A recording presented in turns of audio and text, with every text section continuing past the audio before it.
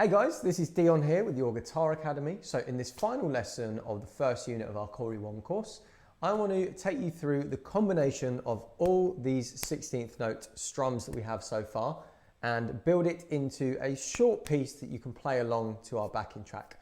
We're also going to be taking our E9 chord and moving it down to a D9 and then up again a semitone to an E flat 9 to get a sense of moving this chord shape around.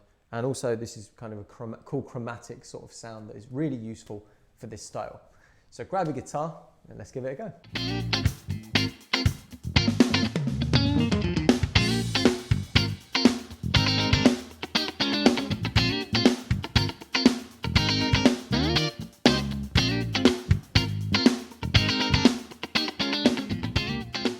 If you just joined us, please don't forget to head over to the website where you can get all of the additional course materials, including the handbook, any tabs, any backing tracks and chord diagrams as well. Also, please don't forget to like and subscribe and leave us a comment as well. It really helps us out to hear how you've been getting on with the courses, and any questions you have, we will definitely get back to you. Let's recap what we've looked at so far. So you remember we started with our E9 chord, which is the 7th fret of the A string.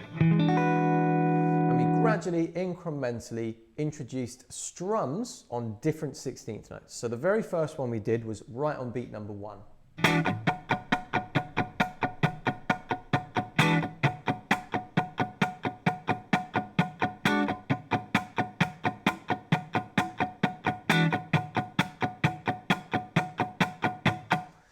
And then in the lesson after that, we introduced onto, another strum onto the final 16th note of beat number 1, which is the A. So that would be 1, E, and A. Okay, so it sounded like this.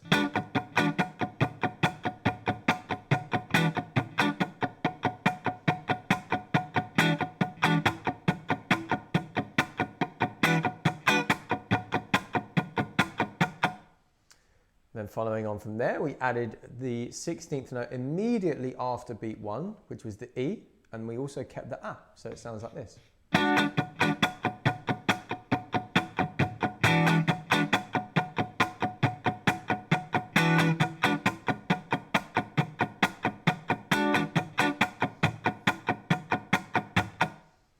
And the very final strum was on the beat number 2, but it was the E of beat number 2, which would sound like this. So with the rest of them in there.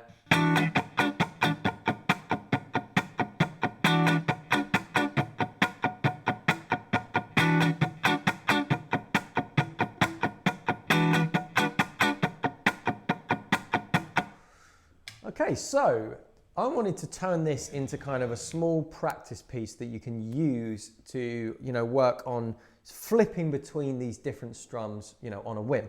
So essentially what the piece is we start on the first bar, we're just going to play the very first, variation, which was just on that beat 1. On the second bar, we're going to bring in the second strum, which is. On the third bar, you guessed it, bring in the third strum. And then on the next bar, we add in the 2E. So what that sounds like in conjunction is this. 1, 2, 3, 4, and then 1, E, and A, 2, 3, 4, and then 1, E, and A, 2, 3, 4, and then 1, E, and A, 2, 3, and A, 2, 4. So once again, 1, E, and A, 2, 3, 4, 1, E, and A, 2, and 3, 4, 1, E, and A, 2, and 3, 4.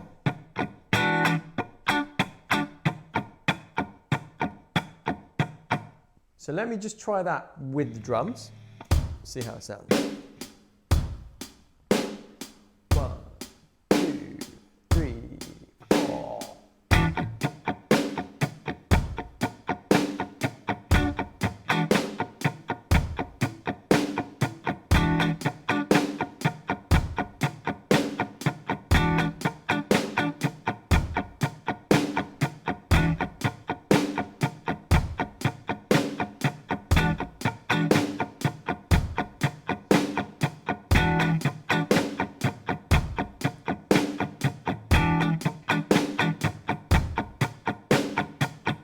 So as you can hear, that's kind of sounding like a cool, you know, funk guitar piece there, just on like a 1-chord vamp.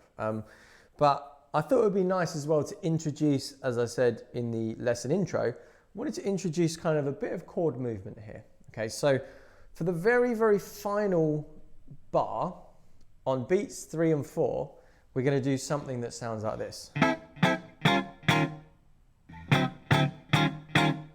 Okay, so essentially what I've done there is I've moved this 9-chord shape from fret 7, which is an E9, down to fret number 5. So that would be a D9. This note here is a D, okay? And then all I do is move up chromatically, so that means 1 fret at a time. I'm moving up to fret 6, which is an E flat, and then I'm back there for the first, you know, the loop back round again. So it sounds like this.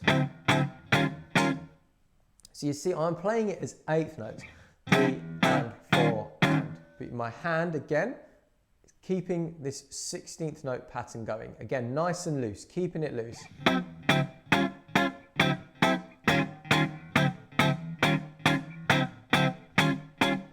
And we want to keep the notes, or sorry, the chords, should I say, again, very, very staccato. So I'm cutting them off super quickly. Okay, it's not like...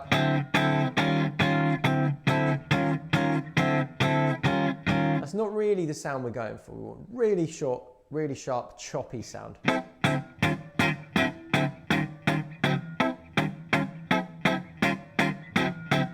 And again, that's achieved by this idea of releasing the pressure on the chord very, very quickly with our fretting hand, okay?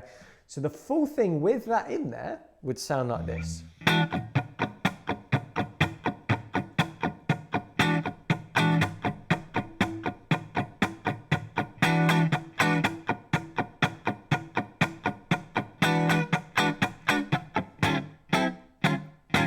I messed that up, let's do that again. Okay, so from the top.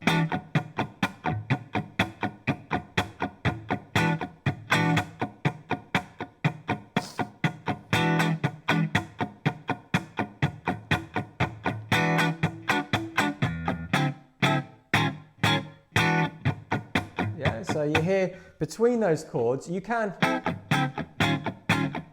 keep the ghost notes going, so. Or you could do the thing that I mentioned way back in lesson 1 where I'm not hitting the upstroke ghost, and you can just keep the hand moving. Again, that's the name of the game, but you don't have to strike the strings. Or, really up to you. It's kind of 2 slightly different sounds. So once again, a little bit faster now with the drums. The full thing would sound like this. 3, 1, 2, 3, 4.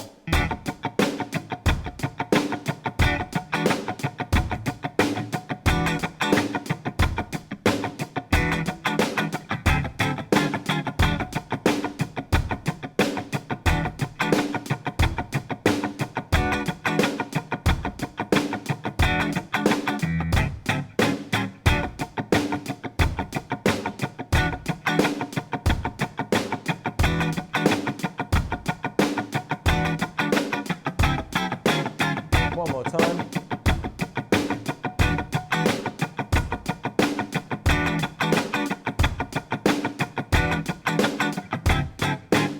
I played it a bit differently there. Let's do it again.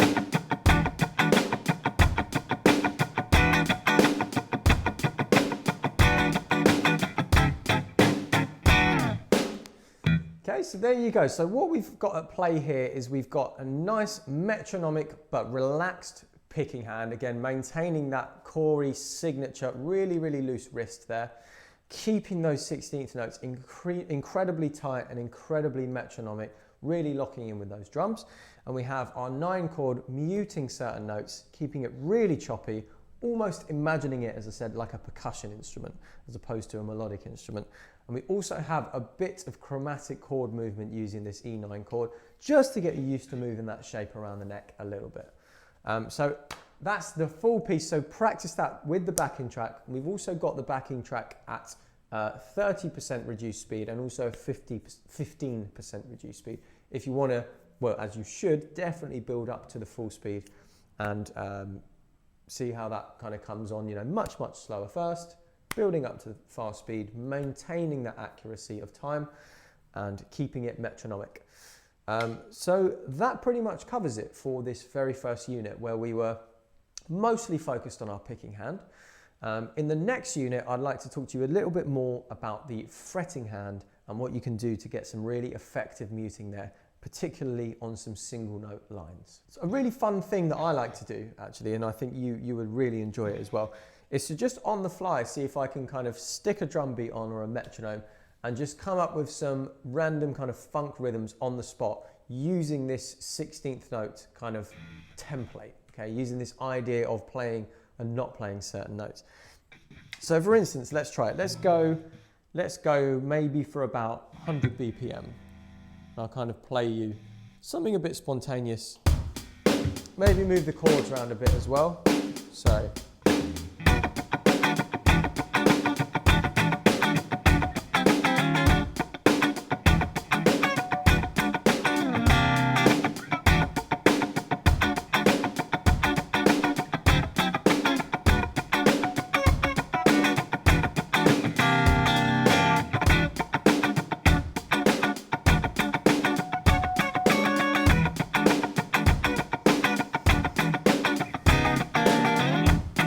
Dodgy chord, but we'll ignore that one.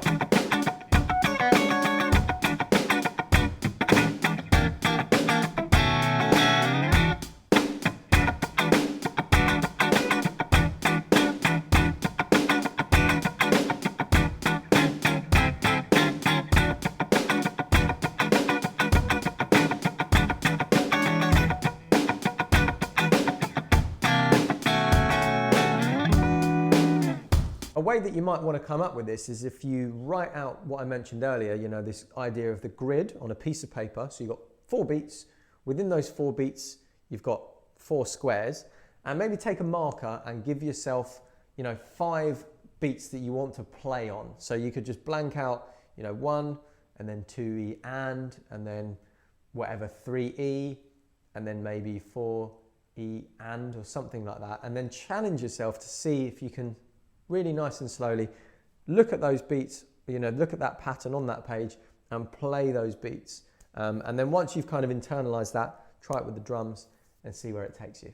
That's it for this lesson. If you want to go on to the next lesson, you can click here. And if you want to go back to the beginning of the course, you can click here. Also, please don't forget to leave us a comment. Let us know how you've been getting on with the course so far. And if you have any questions about anything, we'll answer it and we'll get back to you as soon as we can.